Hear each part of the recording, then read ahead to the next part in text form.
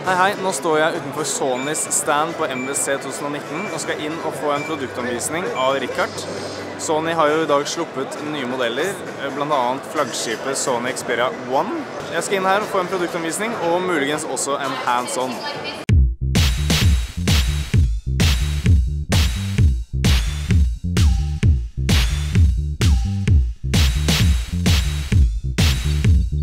The reason why people want larger screens is because they want to fit more content.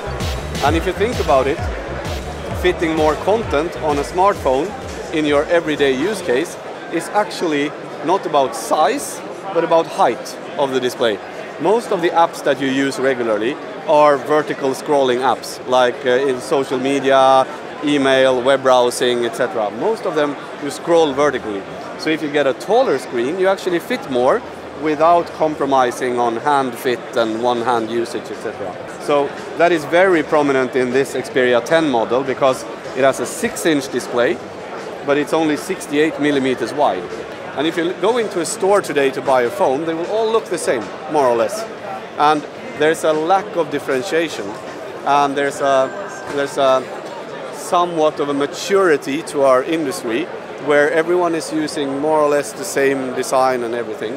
And we believe that in our position where we are as a premium brand, small in the market but with a strong brand, we believe that if we can differentiate and have a clear identity, that's good for us also from a market perspective. Just as the music video producers, you could yourself make videos in 21:9 and photos in 21:9, which will make your content feel more premium in a way.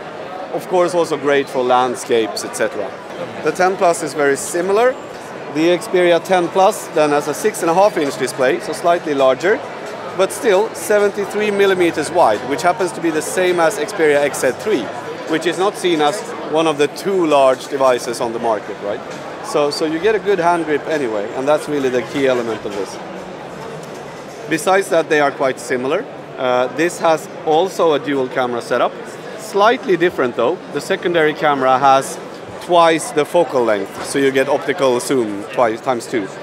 And it has 4 gigs of RAM, while this had 3 gigs of RAM. That's more or less the only differences, except for size then. Slightly bigger battery as well. But then we come to the flagship device. So that's also a 6.5-inch, but uniquely it's 4K HDR OLED. And that has never been seen before in a smartphone.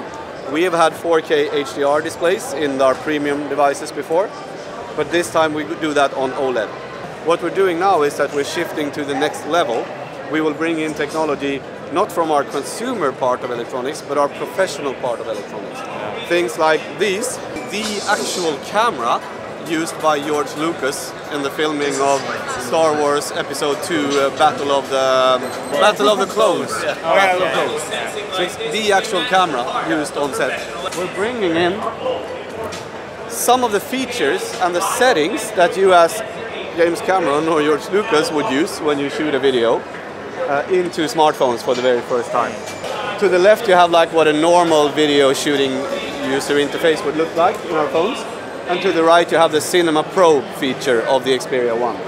And as you can see, it's now enabled in a different color tone, etc. That's one of the things that you can adjust. You can choose your HDR color profiles, etc. You could also choose frames per seconds in detailed ways, manual shutter time, manual aperture and which lens to use, etc.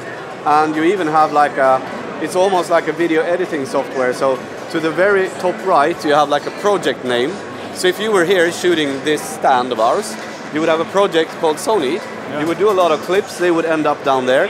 Then when you move to another booth, you have a new project, so you have them already sorted, etc. So it's actually made for filmmaking? It's actually made for filmmaking, yeah. The image looks flat. Does it mean you have... That depends on which profile you choose. So does it mean you have a lot of opportunities when it comes to grading? Yes, and that's the entire idea. Yeah. Does it shoot raw? Not video, but photo. Photos you can use the Google APIs. Yeah. So if you use the Lightroom photo app, for example, you can do it in RAW. Okay. But not in our camera app. Yeah. While we're on the subject of the camera, it has 3 different cameras, 3 different focal lengths, 16, 26 and 52 millimeters. New for us is also that the 26 and the 52 millimeter, they also have optical image stabilization. We have been known for having extremely good electronic stabilization, steady shot, intelligent active, borrowed from the action cams, etc. Now we introduce optical as well, which means that we get the benefit in low light photography, but we keep the leadership in videography as well, thanks to combining optical and electrical stabilization. If you're James Cameron, you don't want to have your screen boosting the colors when you're there to see what the camera crew has got, right? You want it to be accurate, and that's what we have on the other side. So our phones will have a creator mode, or the Xperia 1 will have a creator mode for the display settings, and that creator mode is inspired on these master monitors. So this is a master monitor from Sony Professional, I think 30,000 euros or something, a very expensive piece of equipment used in the studios for them to be able to see exactly what the image file contains. One of the other things that is new with Xperia 1 is Dolby Atmos sound. So in here, if you have time later, you can go in, sit in a nice chair, watch a high quality movie file with the 21:9 experience, of course, but also with Dolby Atmos in headphones as well. And finally, of course, 21:9 is also great for games. Some games you even have actual real practical benefit from it, like Angry Birds, for example. It's a very horizontal game. But in other games, it's more about perhaps the immersiveness of the experience. And we see that in the PC gaming arena today.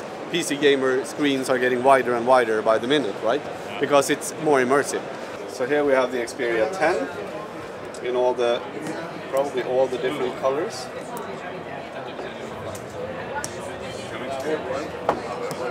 Guy with the camera there has one as well. Yeah, so you will be able to find them. Da står jeg inne på Sony sin lille presseavlukke og får lov til å kjenne på den nye Sony Xperia 1. Den kjennes innmari fin ut, må jeg bare si.